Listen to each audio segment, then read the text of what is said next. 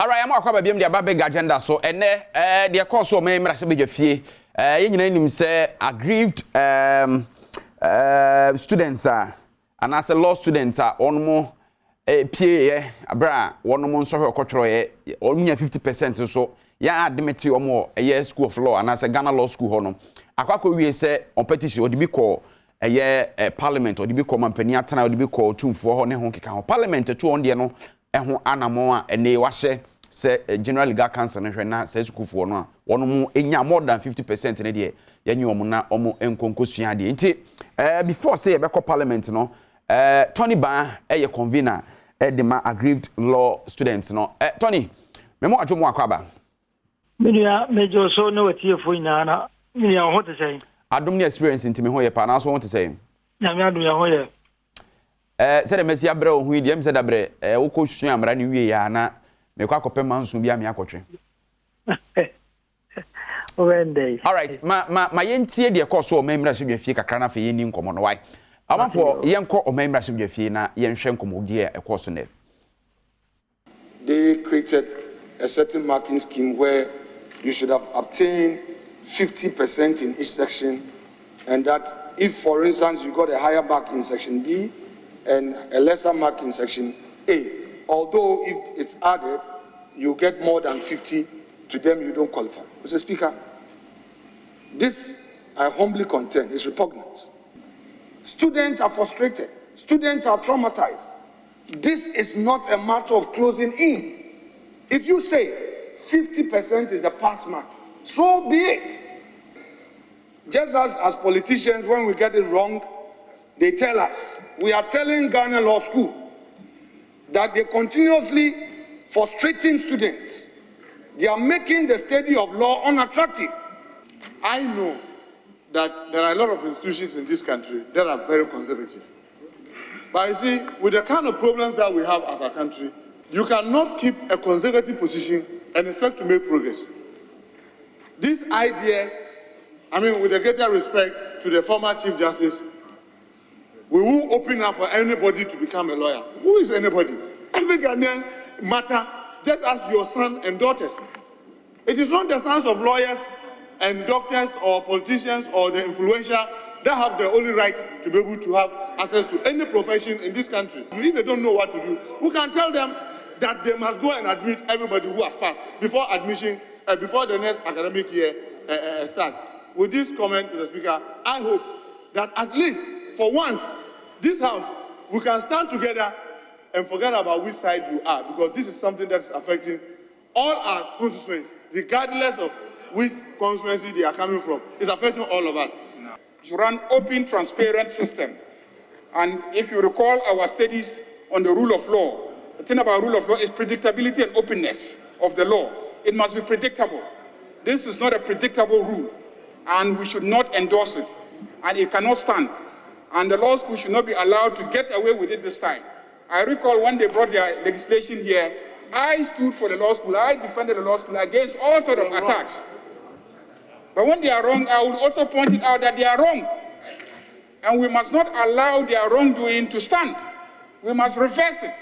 All those who pass must be given the opportunity, so that if they want to make new rules next year, they should make them, and they should let all the students who are going to write the exams know those new rules.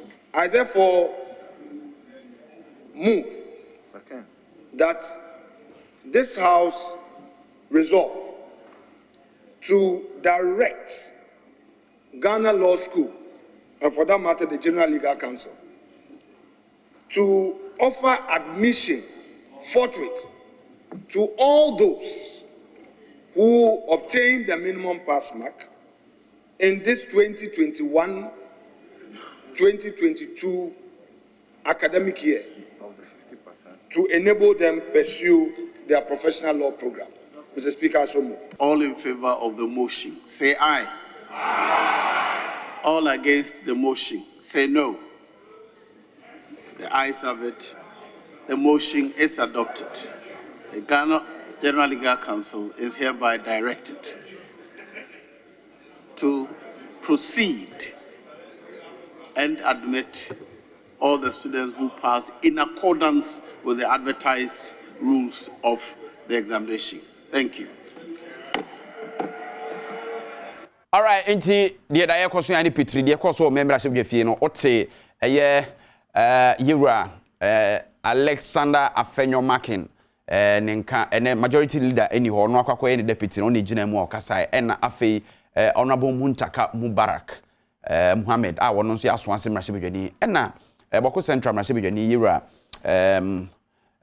Mahama Yarga enso kasaye na iwe speaker of the day honorable Joe Oseiwusu passive verdict na say ode directive na ba General Legal Council say omo behwe na esukufo no omo nya the minimum pass mark 50% ne de ombefa omo 499 fo yi na etimi aboa say emra foforo bi ho no mo a going forward omo betro next year no na omo de edi omo Tony ba o aminua yes de ekom egia ne omie de every parliament abai mwakoma tom yem oh minua ma men fan chama watiefo ina na meka ne say the parliament fast pa se ne o kan de komodia ne omen ena the direction ya mzipitri minua entokwa ya kunkum ina ne say eche ya tron so ya pass ya anka omofa kwati kwa bi so ye free na parliament no ya dia tum so mama instruction ye mpa bo ina ne General Legal Council for no ebehwe the parliament for na ye no anas instruction parliament ya mom no mo di so pepepe na ochina ebeti no na maka so mo bi registration portal na my tenure registration ni akoso aye and he really a good news to all of us the parliament as a pa ye beti akano no ebse ba ye foforo na mo petition penifo na mo se monti o mo nka mo ye se mo kokoto no bi kure ka se ade na munya abotre na muntie de be free mo petition mo aba but here is the case mo nya kokot ama ne kra court tena ase a mo asem ye tu edi ahye knife nti aba ne say no ye nyanya response from General Legal Council do mo we koso apesiu asem na mo hwe response be ba ansa no mo hu ba bia suicide body ho no be fa wo court asem no ho o so na asem ba ya frame no e ka say court no last nyempo de nyanke pese be court nyanke pe say obi be pani be so asem we bia mai say the parliament die na ye twen ya ne ntife ne ya just okay and ye last card no ne be court ye ko en ne kran so attorney general by o see man America kan on fan ko sisi no samra na court no atu asem na ko se November the 9th na me meji tumi se bi attorney general na no e bi afi na o ye ni meeting akra hu di obesi na asem ye ba ye bosumi ba ko ene akiri nie so na anke ye bi bit matchen na wo twen no na ye nuanom no so a ye ni mo tron so re try no if omo so free disuan so I prepare your mako school engineer say wo twen kakra bi a it's detrimental to your interest na say it one among enti em say no man na wie pay na parliament so dia to so enti e de empire ban say parliament akan enka we china edwada twitwi bi ani mo register yakwasam na ko ye friko na bibia na asem ko na mo ready sir fees ni ade nyina mo aboa mo ho asia na ya ye hu say Israel for a o mo ready a yakopon bi yo mo fi Misraim no ya bobo ani o mo ina no me nkwala o mo amedo mo no maka che obia so obia nya ne nkata nya obia ye sika ready ye da so ye nepo ye da no mfre na dwi no wotwe ti amra o metres ka ji obia be hweko ya ye ready na ya bedam kam ya bobo hu ina ye ready ye bibia ready ye twa no so be ka say ye di portal na my say registration ni metre sika na fe ya ni na pepe ana se mo ya aware of sikakra mo betu anyina o ye nim say ye colleagues ni bi ho a o mo akotua mo tua 9600 enti di o be bia ye hu e platform no so ana colleagues na bi mo pass exams no enyo mo yam bi mo so ye mo ya so mo de say die bo mo no manya admission to obi ho a oni na sua de so ho bo oni ni group work oni na sua de bom ni ade na e be ba ne afa mi no agamiensa ono so hwa wo so passes so no pass na enti ye mo ya but come mo ntumi nka information you menya bia no mo dia breye enti e wo fi so mo tua ne nkatasem de o ma ye ni na ye woni na enu say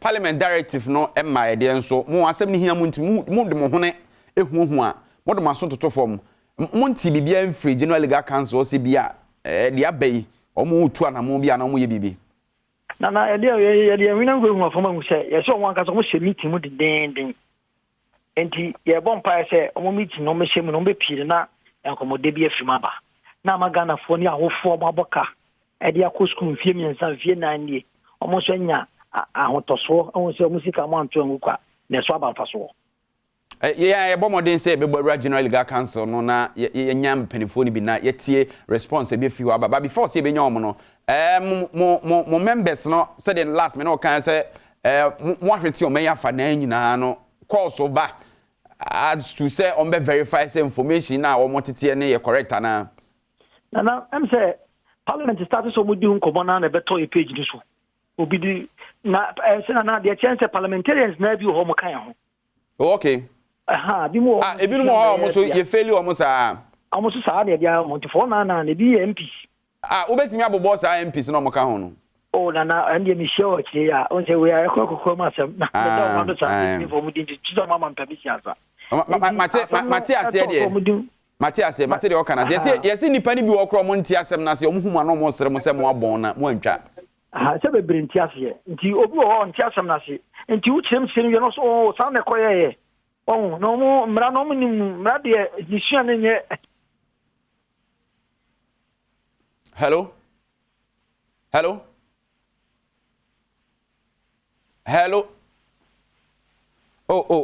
Tony Bahuma no ati na me mo den sen kamensa be kana na ya hwe the principles of rule of law and separation of powers eno no edintintiman wo democracy mu no rule of law no be mo ati ase said the law is supreme na afi we are all equal before the law and the enjoyment of fundamental human rights no so ya de a ehun ehia yie papa na separation of powers no so be mo hu say arms of government no the executive name the judiciary name the legislature no obia wo na dwuma so oye na obia adwuma a woye bia so hu hia na se ba akode ne hwene ekwakọ huhu a ba akodie ma na so wotu ni na kotia ba akodie mu no eya na separation of powers no emma ehon kwan sa nemum ebinum act as checks and balances de ma foforo titiriw ene the legislature no na judiciary no na eya na emra legislature no ebe hihye no omo ehwe na omo interpreti de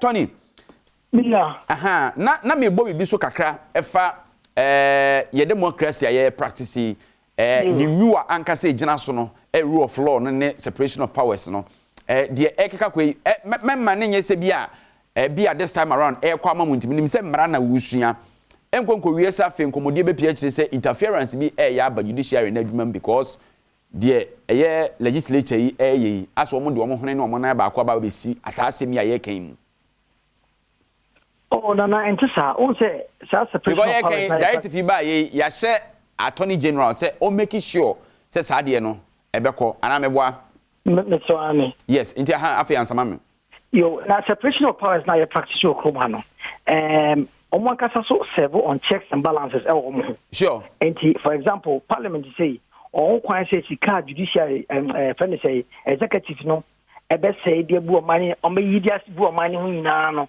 some de ba parliament na parliament no mo approval after no to use scan and serve as checks and balance and na sa assembly abaya kan judiciary na kasa no General Legal Council nankasa as a body no a creator of parliament the Legal Profession Act 1960 Act 32 and set up the General Legal Council in the General Legal Council nankasa the creator of parliament that say in a parliament so kwan say abia watch no bit ba mendem brand this year ka say lawyers are also ne judges are motion your female General Legal Council no kwa mon kan asambra no so inti law nankasa man kwan o man pan tu kwan na na tiba so tu kwan a yetimi swear the speaker of parliament in as president or a speaker of parliament there then so otumi sa be president di o man so yes or be executive into both the legislature and then the executive what is the mutual enti omo kasa etcheki omo na omman pona en sase na be ya obi nya tumi kase bia nya ope ha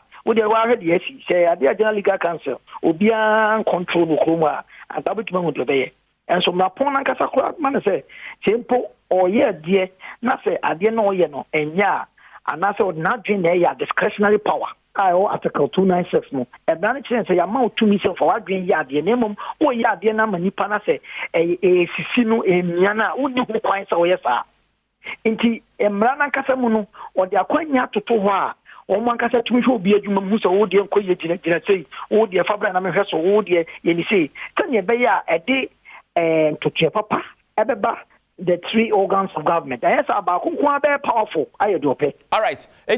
Tony, you can say assembly safwa. It means in assembly, right? Now, issues about law school, akoswa over the years, and Ote, one of the MPs, I think, Honorable Mahama Yariga, Honorable Muntaka Kain. Honorable Afenyoma Kenkan say frustration nipa pese be lawyers afem over the years now it's about time say you be asem na ni eka more fight for more de but at the end of that fight we no say nyame yam adom na mu wura mu a den biem na mo for say eya de a wose etie ni hwe na ye solve na ye sort once and for all say be ya obi ofra chiri ba no o mehunu sa amane a mo ene adikanfo ne hunu ye ni bi ni a no kwapa wo mu ni say we Ghana law school etie ya kwame nkoma na etie that time, the population of Ghana, you know, 10 million people. Since here, you do 30.8 million. And the Ghana law school back open, and it means you in interest. And what Banfa so say? I will say, after say better law school, need account. And now say, you better my faculties now. We have faculty yet to Ghana law school, no legon pay, legon pen and let it a lawyer for Kruma. And you feel legon and now cost rate. You see, almost all the tertiary institutions you come in now and law schools. Make us say, you have over 19 to 20 faculties. Now, we have 51 law schools. Let's say it has led its usefulness. Why you do my bread into our say, yet 10 law school be me now, can I make catch you?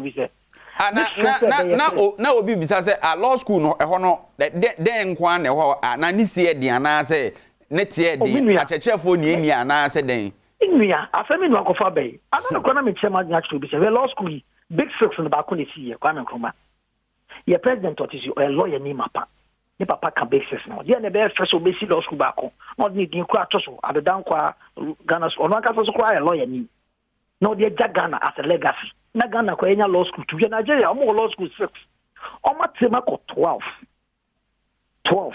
Inti a menason. Say big guy, or be said Romania, be said respectfully. So be a lawyer, no near Jumania, Manusibium.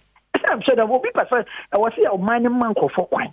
Not do be a person your mining aspirations and dreams no. Or to me achieve. As he did ABC will be quiet. By this time, we should open up the law school. All right. Your person lawyer, be a bear lawyer. All right. And then nothing. Especially class on my bank back who crisis here so see law school. No school fees in Fantanica. Obey yeah. And then rocket science, Minia. Matthias Sepa.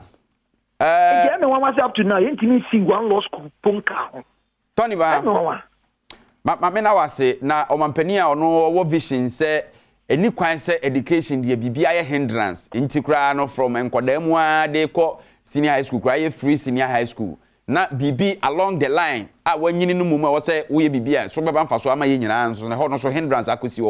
I think say, I was say any kind say BBI hindrance, I was say who's a fat. All aspects and all spheres of your education no eti mamena wasena me faunsi na yenhwe yabomodin abaye ntimi amamura general legal council but ye den a etrenti ye nya acheso a bepe wo mo na yetie response be free ma free ne ya nkusi monday de we hope say bia na bibi aba ida say omo baji atuma na so omo nyintum na no mpokura no consequences e wa kire no nyine be di ho nkomo Tony ba mamena wasipi nyamisha ene de me sure so betima didi kakra okay that was it.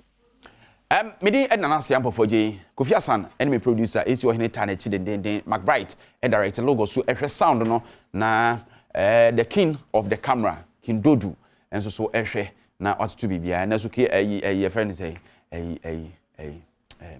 oh Mr. Designer, Piaro, Tinchina Obacomampon, and so Mampon so Yanko Kwasa. A train when I am Fakasian and Towson.